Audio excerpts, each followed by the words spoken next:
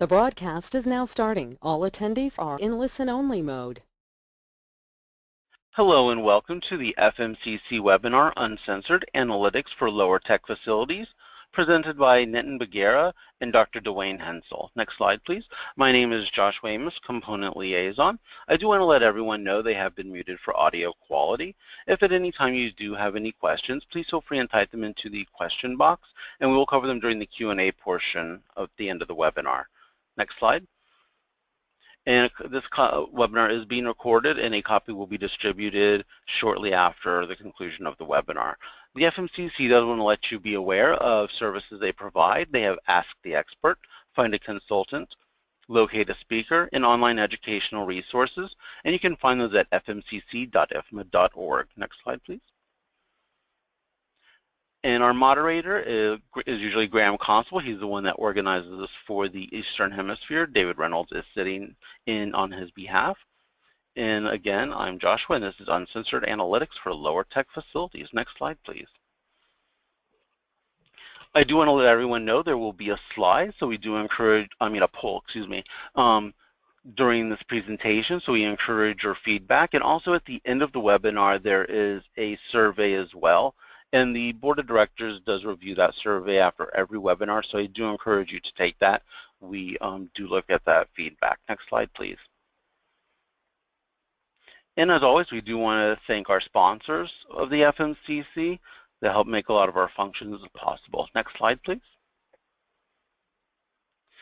And what you're really here for our presentation, our presenters, again, are Mr. Nitin Bangera. He's a Washington-based consultant to public clients in the infrastructure, energy, and environment markets. He provides business intelligence, data analytics, portfolio planning, and facility management strategies. And his co-host is Dr. Henclewood. He's a Boston-based consultant to public sector clients in justice, homeland security, and transportation markets. He's worked on connected vehicles, intelligent transportation systems, and data initiatives. So at this time, I'm going to go ahead and turn it over to Nitin Bangera and Dr. Dwayne Hensel. Great. Thank you very much. And good morning, everybody. I hope you can all hear me okay. So we're just going to cover some of the learning objectives for today. And first, we're going to try and understand the different types of data analytics available. We're going to try and recognize the limitations of some of these advanced data analytics in our facility world. We're hopefully going to give you a little bit of a primer on probabilistic modeling and a use case that we used it on. And if you're a portfolio manager or if you're a consultant to a portfolio manager, hopefully apply these lessons to your lower tech, potentially, facility portfolio. All right, so by now, you've all heard about data analytics. There seems to be a revolution that is sweeping through business, academia, government, healthcare, and everyday life. And quite simply, analytics examines data in real time or after the fact, and then analyzes it and or visualizes the information in order to be able to uncover deep, meaningful relationships or make predictions about what will occur next. In the business world, we call it business analytics or business intelligence. Some people think there's a difference there, but we're not going to get into that yet. But the question we're asking today is, has the information revolution impacted facility management, or FM, to the extent it has in other arenas? Can we examine FM data and uncover hidden patterns, just as they do in the commercial sector, make correlations and make much better predictions about what's going on in the facility arena? Now, the answer that we found for larger and older public portfolios is a mixed bag. But let's start from the beginning. So there are four basic types of business data analytics. According to many publications, one of them is Gartner, that will help you understand where this fits in the FM world. So if we draw a very simple value sophistication graph, at the bottom to start with, we've got descriptive analytics, or what happens. According to Gartner, a research consulting firm, about 90% of firms, when they're talking about using analytics, this is what they're actually using. Now, these are your very basic analytics. They include some basic data modeling, visualization, regression. If you're a BIM or GIS practitioner, this is probably where your analytics would fit. Up next would be diagnostic analytics. This is a rarer form of descriptive analytics, and it tries to answer the question, why did it happen? Fewer organizations are actually employing this. Now, both of these analytics that I mentioned are hindsight, or backwards looking.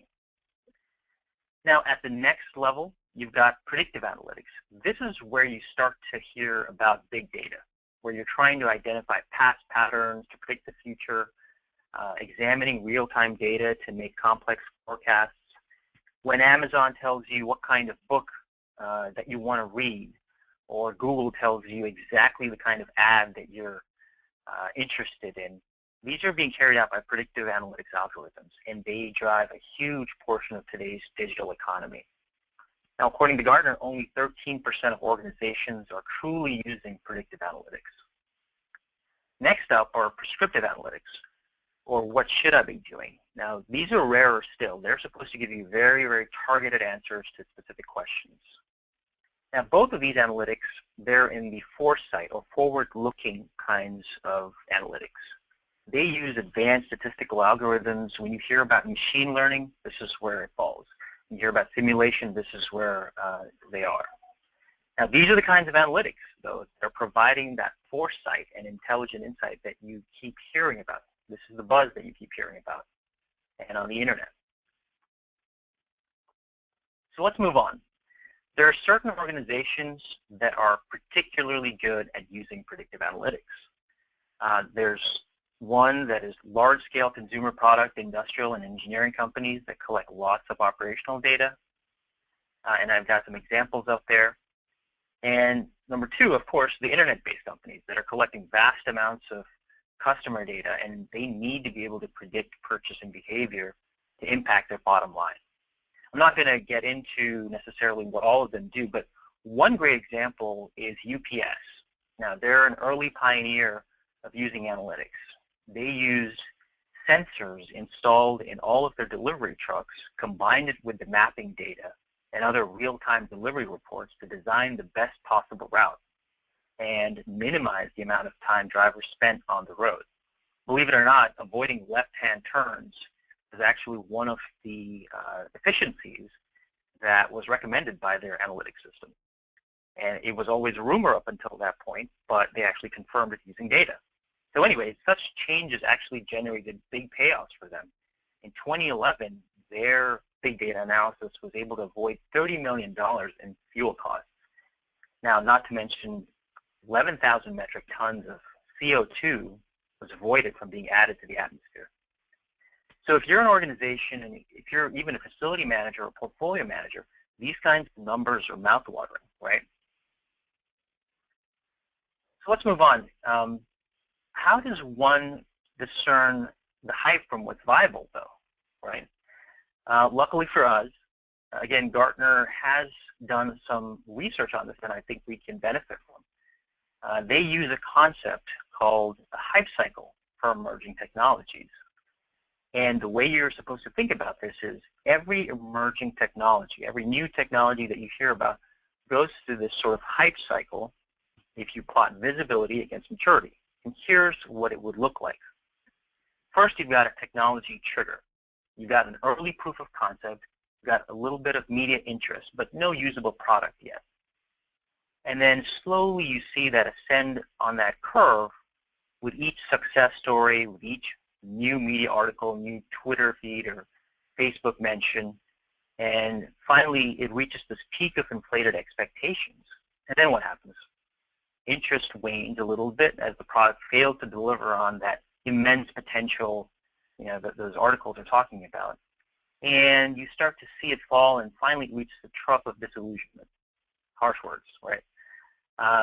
And then as other innovators realize the potential application, they introduce second and third generations. They collaborate and they find new uses for it, and you reach the slope of enlightenment.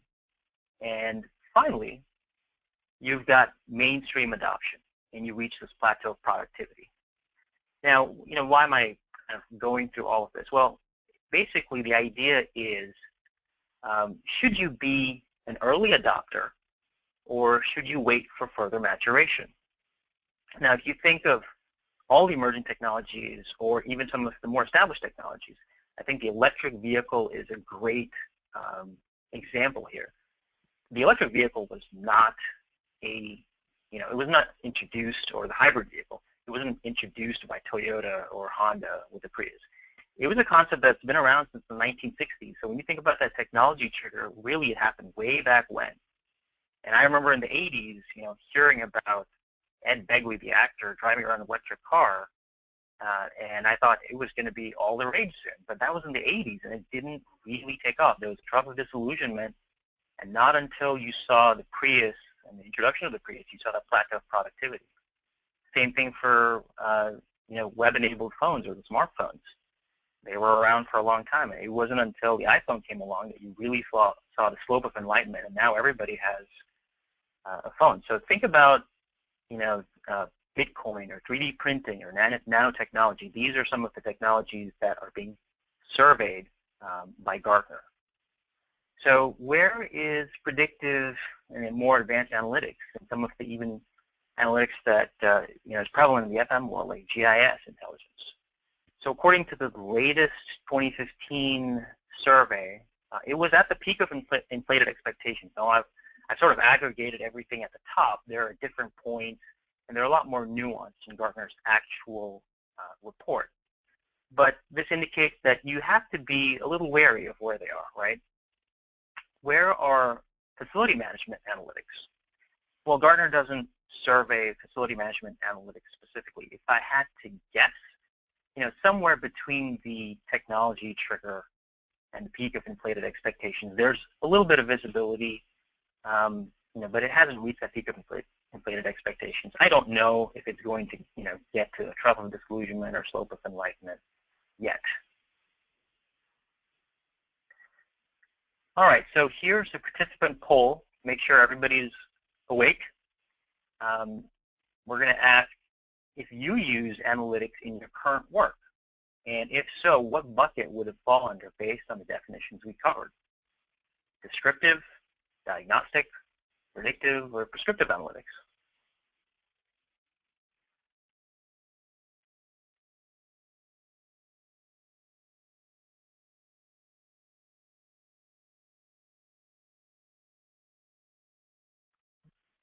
Okay, 67% said descriptive analytics and 33% diagnostic analytics. Great, and the rest fantastic. were 0. Good to know. All right.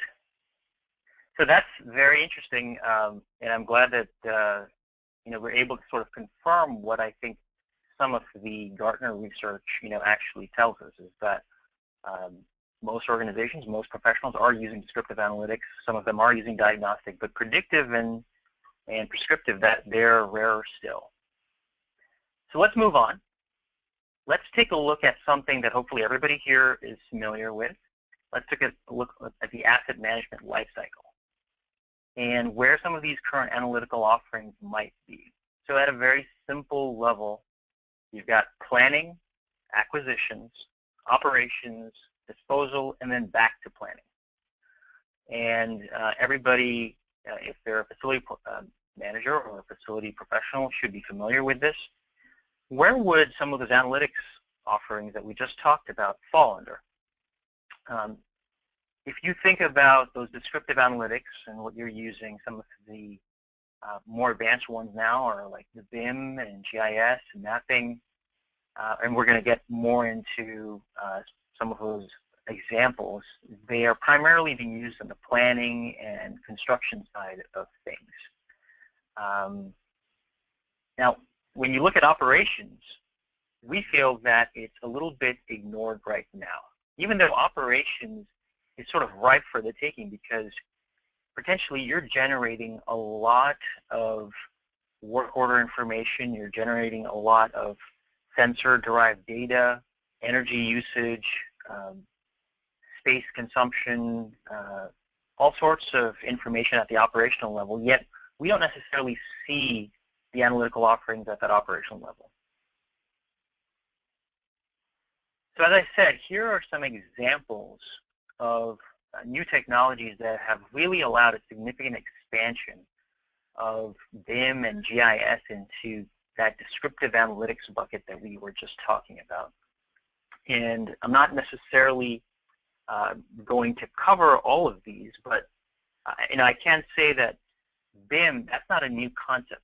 Again, if you think about that hype cycle, BIM has been around since maybe even the 70s, in a very rudimentary form.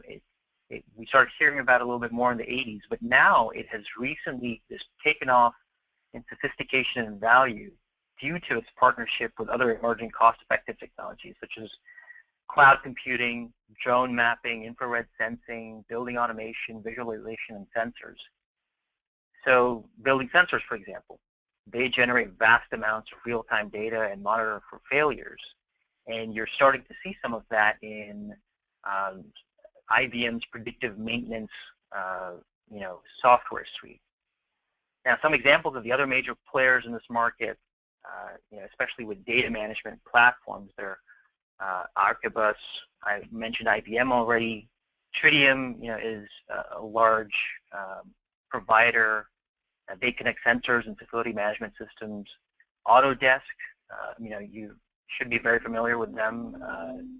They're not a traditional data management software, but they do provide a lot of visual and engineering design platforms. So we just talked about some of the more advanced examples in descriptive analytics for FM. Now, when we're talking about the forward or foresight analytics within FM, even the descriptive analytics, they tend to be limited to certain facilities. And I think everybody should be familiar with this and should be in agreement.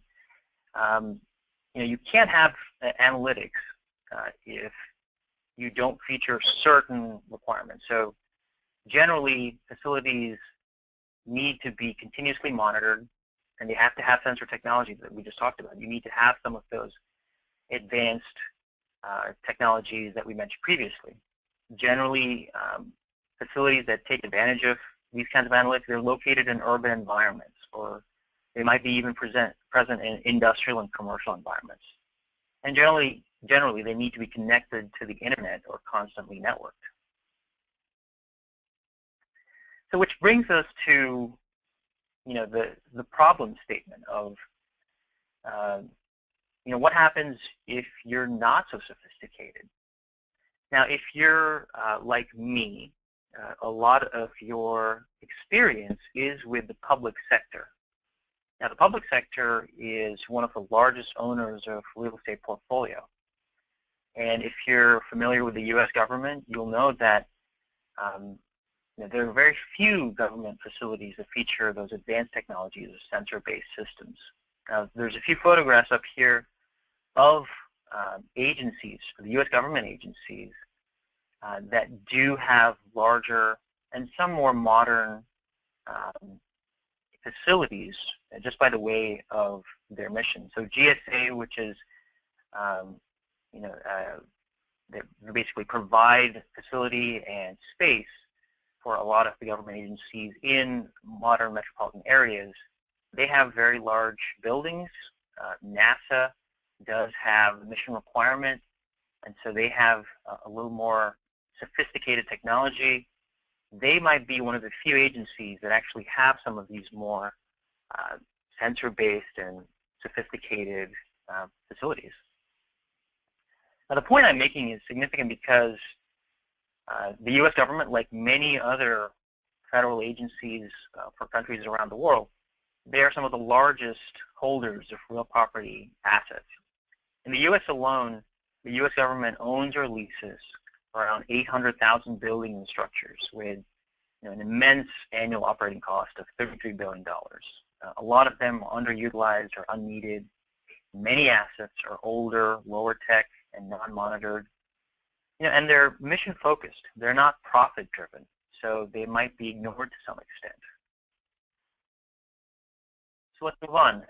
So if you are a lower tech facility manager, or if you're in the public sector, you have or own or manage a very large portfolio, you may be generating some data, but you don't necessarily have the technology or sophistication to take advantage of some of this advanced analytics. So what are you to do?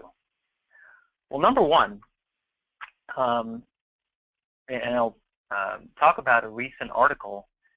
It was in the Harvard Business Review. It talked about you may not need big data after all. It was a study of many organizations that had invested a lot of money into big data but had little to no returns to show for their investment.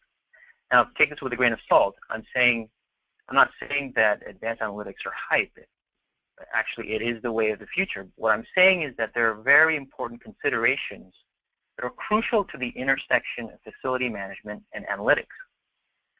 So these lessons are, number one, adjust expectations. Accept the reality of your constraints. Just because you invest in high-end analytical tools, don't expect necessarily new insights. Number two, learn to use the data that you already have.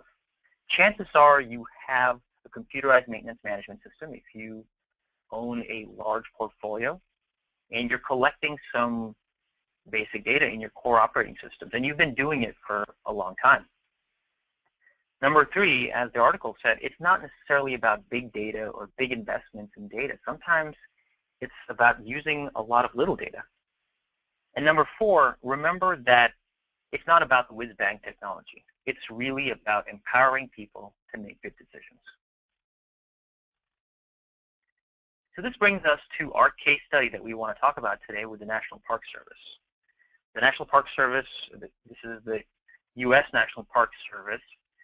It is a large land management agency within the U.S. It oversees almost 400 park units. And they are one of those examples of government agencies that are managing larger, uncensored, if you will, lower tech portfolios. Now, the NPS, they've stood up a very strong asset management program with a culture of data-driven decision-making. But their portfolio, like I mentioned, it is smaller rustic buildings, cabins, campgrounds, and picnic areas, trail bridges, comfort stations, visitor centers. They make up a significant number of those assets. So facility managers are, constrained by the mission. Their main mission is resource protection and preservation. So they may not be adequately funded. In fact, we know that they're not adequately funded because there's been many articles about them struggling with their deferred maintenance problem and how it's reached a record $12 billion. But public facility managers, they're so under pressure to show value to the taxpayer. Now, here are just some examples and photos of some of the assets that you see at the National Park Service. They do have more sophisticated facilities. They do have some nicer visitor centers, but these are, by and large, the majority of the facilities.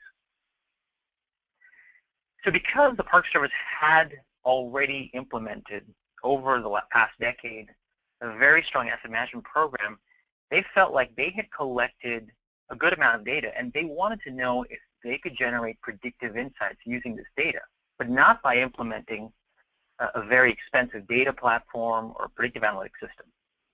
They partnered with Booz Allen to examine their building portfolio, which is about 25,000 buildings across 400 national parks for a combined 46 million square feet. And they gave us a very specific problem statement. And this was based on us looking at their data and telling them what they could potentially do with it. They said, okay, they use a system of asset priority indices. It's a score from 0 to 100, and it's very important because it determines capital, operational, and maintenance funding. But they are scored by park managers who sit in a room and they use a template, but they are subject to human bias and interpretation. We wanted to know, could we use the data that they collect in their Maximo, this is their computerized maintenance management system, in their Maximo system, and all of the other data that's out there, could we use that inherent data to predict what these asset priority indices, or APIs, should be and how reliable they are in the first place? So what we wanted to do is we wanted to know what are park managers subconsciously thinking of when they score these assets. Now, there are some conscious considerations that they're supposed to be taking into account. Resource preservation, visitor use, operations, suitability, but they're probably thinking of a lot of subconscious things when they're scoring these assets. Maybe it's historic, maybe it's very old. Is it in an urban backcountry or front country? How big is it? What is the replacement value? So I'm going to now hand off to Dwayne, who's going to talk about the approach that we used when it came to this case study. Great. Thanks, Nitin, and good morning to you all. So, Nitin, thank you very much for this great introduction. So I think this use case is a classic example to bring together everything that Nitin just talked about, both in terms of the analytics, the technologies that are associated with this new revolution we're witnessing, and the fact that not because you're uncensored doesn't mean that you have to be left behind. The previous slide, a couple subconscious and conscious factors or descriptors were presented that the park managers do think about when coming up with their APIs. The question is, well, the answer is we know that each of those conscious and subconscious factors do matter. I think one of the struggles, one of the challenges with those relationships, however, is how to quantify them, how to represent them accurately and reliably. So we decided to actually go down the path of probabilistic modeling. And a quick definition here, it's an idea, it's an approach where we're trying to represent the real world, with its inherent uncertainties. So as you go through some of the factors that Nitin just talked about in the previous slide, yeah, there are uncertainties with those relationships of the various factors and exactly how they relate to each other. So I'm going to walk through a quick example here just to kind of show you, how this works in the modeling world. And I apologize for preaching to the choir if you're very familiar with this, but just give me 2 minutes just to make sure we're all on the same page. In the airline industry, for example, I think most of us are familiar with this. We have a flight from Boston to Denver, and we get a notification saying it's going to be 21 minutes late. That is very valuable information. We are expecting a delay, so it's going to be around 21 minutes. For the passenger, there's not much they can do. For an airline operator, I think they have levers to push. They have things that they can do somehow offset or mitigate the negative impacts of such delay. But with that rudimentary 21 minutes, there's not much for them to do. Next, if we were to, however, kind of dive into that number and really understand, what made up that 21-minute estimate, then we can start to come up with various optimization features and techniques to offset the impact of that 21-minute delay. So when you can look at the uncertainties behind that 21 minutes, what we're seeing, chances are 60% of the time the plane is going to be less than 50 minutes late. So that's very, very valuable information that an airline provider can actually use for various system optimization. So that's just a quick walkthrough of one variable and what understanding and modeling the probabilistic uncertainties behind that variable can lead us to. Next slide, please. Taking that approach, we want to look at what we call a Bayesian Belief Network.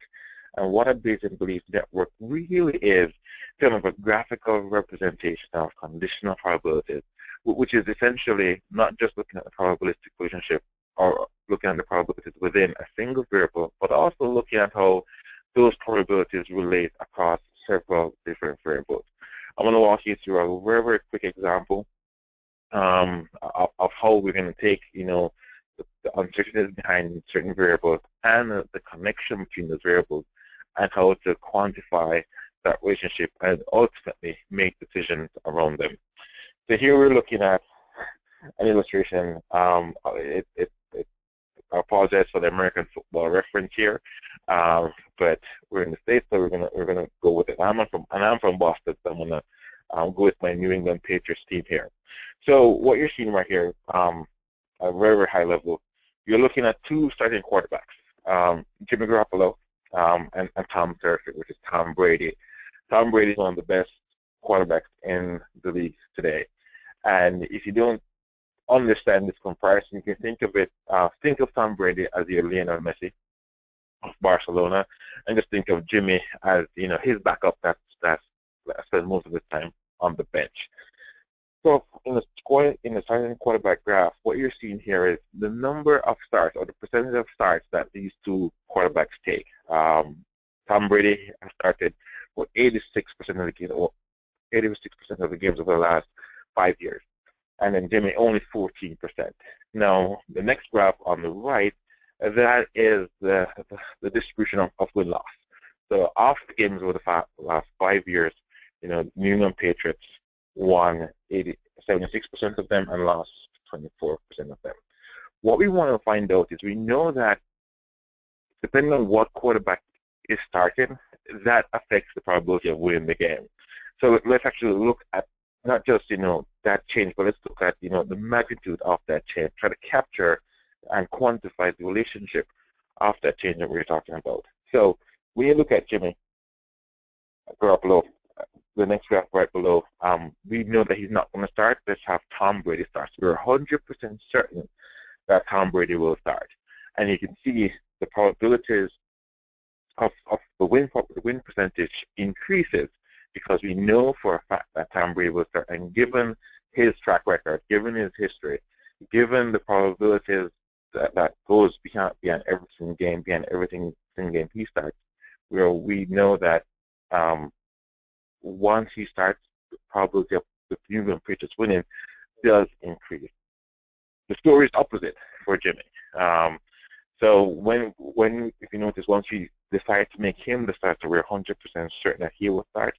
We did notice that the probability of winning actually does decrease. Now, it still suggests that we'll still win the game, but in terms of the confidence with which we can place our bet is diminished somewhat when Jimmy starts. So this is kind of what we want to capture for NPS, National Park Services. We want to look at the various variables that they take into account, leveraging the data that they have. It doesn't have to be big data, but leveraging data that they have to understand some of the knowledge that's behind them, because those data that they have collected over years is useful and it can be beneficial to how they discover or evaluate or come up with the APIs. But maybe just look into a different analytical paradigm to extract what knowledge is. So we built a Bayesian Belief Network that comprises about 30 variables. And now these 30 variables, we sat down with a subject matter expert. We sat down with some folks on NPS and we talk about, okay, what variables do go in to your thinking when you come trying to quantify, come up with an API. We got those variables. We put them into a model. We actually went through each one, whether it's discrete, whether it's continuous, whether it's qualitative or quantitative. We went through each of those variables and really worked with the experts to really understand how best to capture those in a model, capture and understand the probabilities that goes beyond them. The data that we ended up with was about 100. The database that we actually ended up with was about, again, Nitin mentioned over 25,000 parks, 400 park rangers, and over 100,000 rows of data. This is not exactly small, but it's definitely smaller than most of the data sets that some of these larger companies use to really drive their bottom line. Next slide, please. So the first thing we did was, once we got those variables into the model, once we spoke with the experts, understand what they mean by the various attributes of these facilities, we actually almost took them out of the equation for a minute and have the model speak to the relationships themselves. What variables, what descriptors are most impactful to an API score?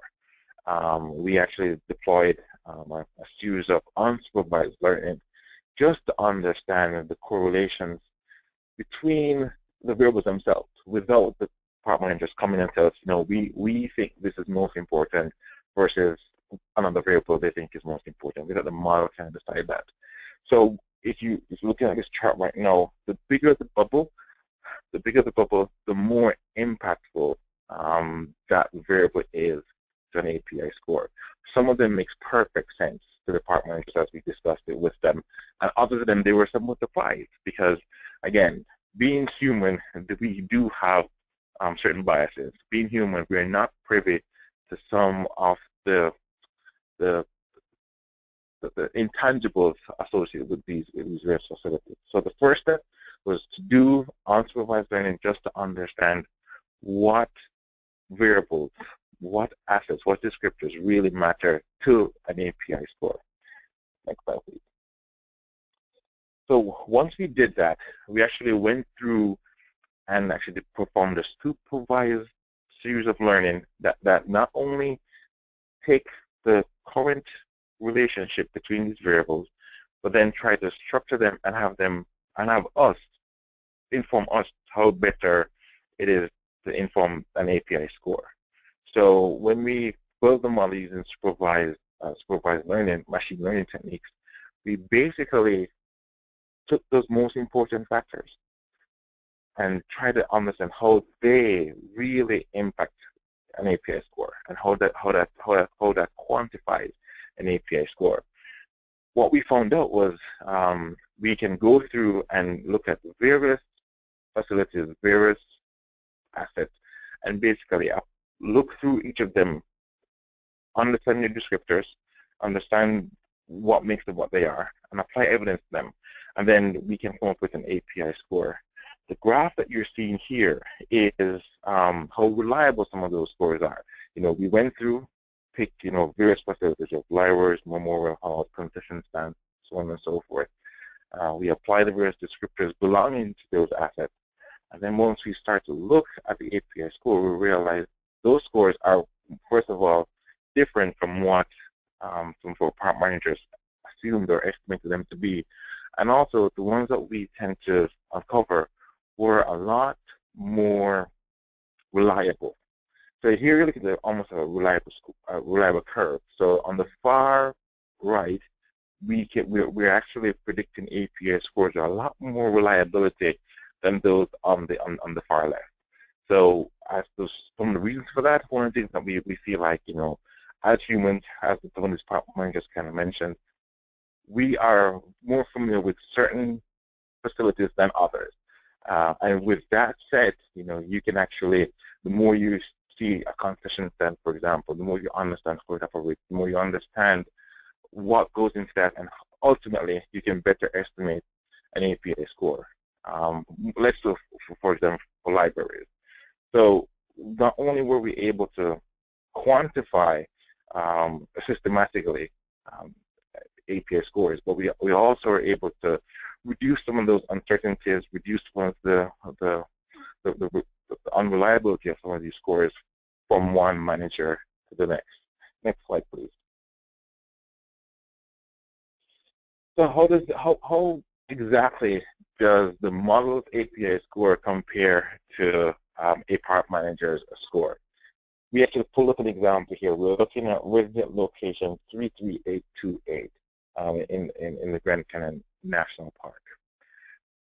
The facility manager actually assigned an API score of about 75.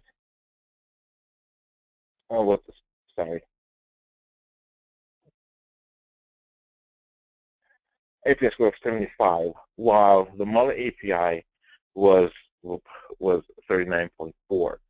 So when the part manager went to this particular house, this particular unit, they actually overestimated the API. Now, Nitin talked about the 4 stages, planning, acquisition, operation, and disposal.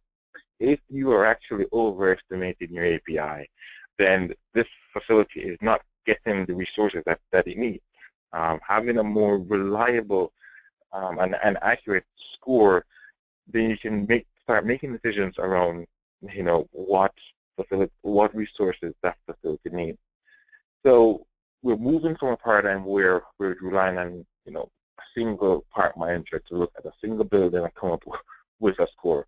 We're moving towards, one, having a more probabilistic and accurate representation of these various facilities.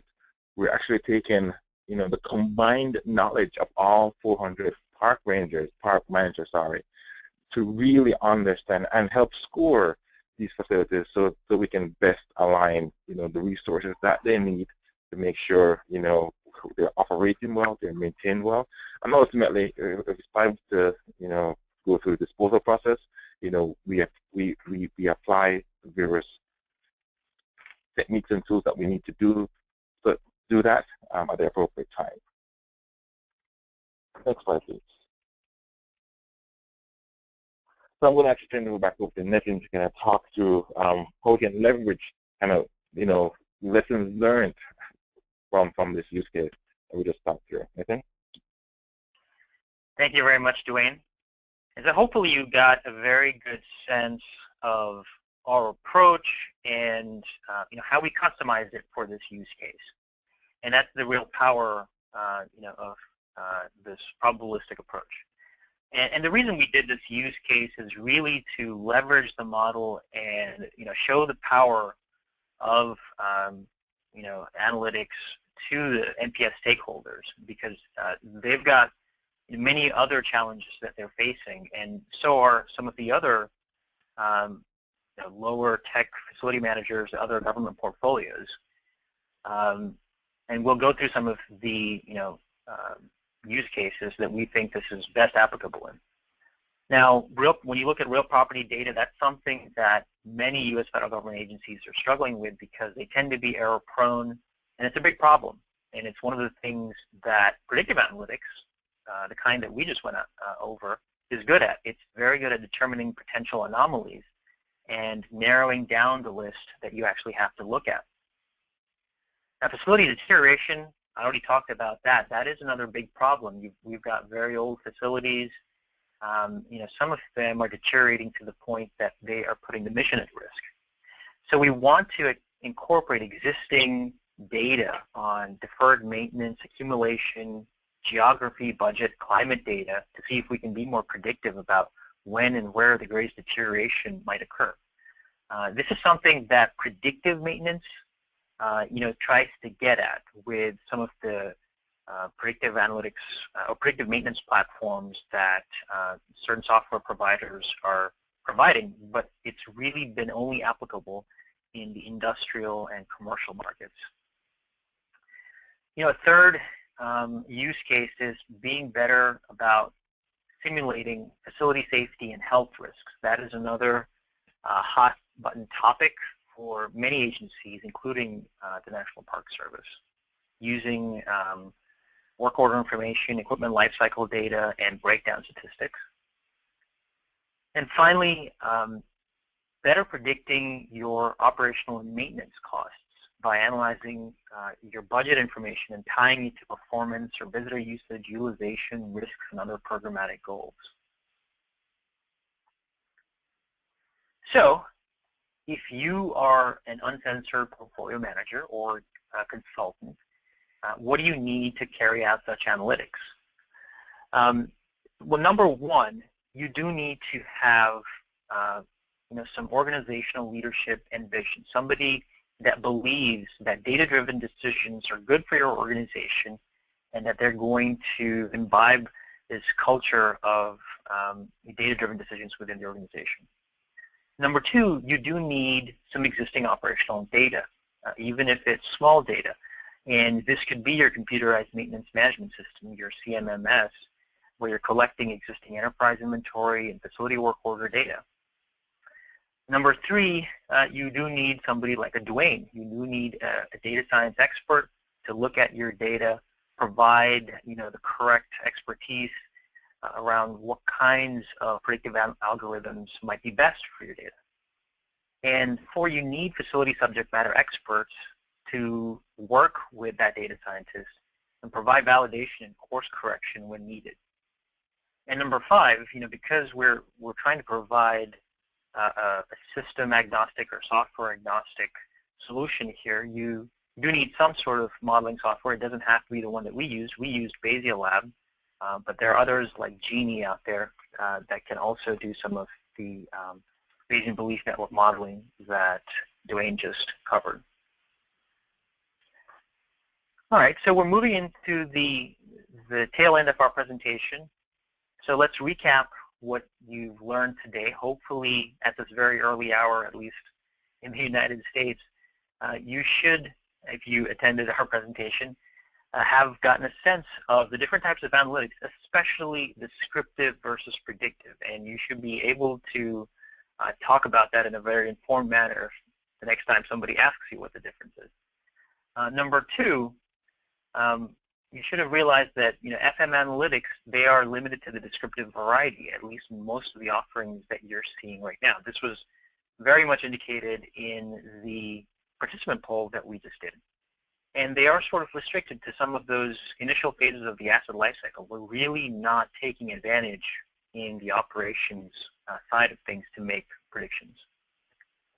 And number 3, what is worse is there are further limitations in analytics for larger public facilities, and that includes the descriptive analytics kinds. But number 4, we should have given an appreciation for predictive and prescriptive analytics, and that they are possible depending on the case. And sometimes you do have to look at your particular use case, see what you can do with your data, and try to answer the specific questions that you get the most value out of. And finally, the numbering is a little off here. It's actually the last one, the 5th one. You should have gotten a pretty good primer on probabilistic modeling and the art of possible in facility management. So in conclusion, if you are a lower tech facility portfolio manager, or your client is the government and they don't have uncensored, or they have uncensored facilities, remember, you don't have to employ a one-size-fits-all whiz-bang system to obtain analytics or even predictive analytics. Like I said before, it's not necessarily about big data or big investments, or how high-tech your system is or your data management platform is. Sometimes it's about lots of little data and using it. And like I said, employing analytical methods that are right for you. Just because you've heard about this hot new software or a suite that somebody else is doing in a different industry, it may not be right for you. And finally, remember, the focus really should be on empowering your facility management frontline to make good decisions. It's not about the system, it's about the people behind that system and helping them make good decisions. So with that, I will turn it back to our moderator, and that is the end of our presentation. Great, thank you, Nitin and Dwayne. Very interesting. I do have some questions, and for the audience, if you do have questions, feel free now to type them in. We'll go over them. It says, will FMs and smaller enterprises be able to take advantage of predictive and prescriptive analytic practices? When and how might this come about? Yeah, I'll take a first shot at that. I think we just showed a use case when we can take advantage of this if you are a lower tech portfolio manager, and that's by using a customized approach to each portfolio. I think you'll start to see a lot more mainstream adoption and more real-time analytics when facilities are equipped with a lot more sensors, and I think the technologies probably get cheaper and cheaper to be able to implement these sensors and systems in a lot of our facilities and the majority of our facilities. Great, thank you. It says, regarding the slide on deterioration models, kindly explain what is displayed by the AA prime and the BB prime. Ooh, okay. Let me see what we were looking at.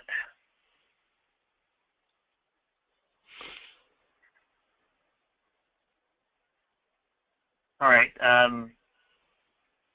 And I think what we are trying to depict here is a shift, basically from AA prime to BB prime.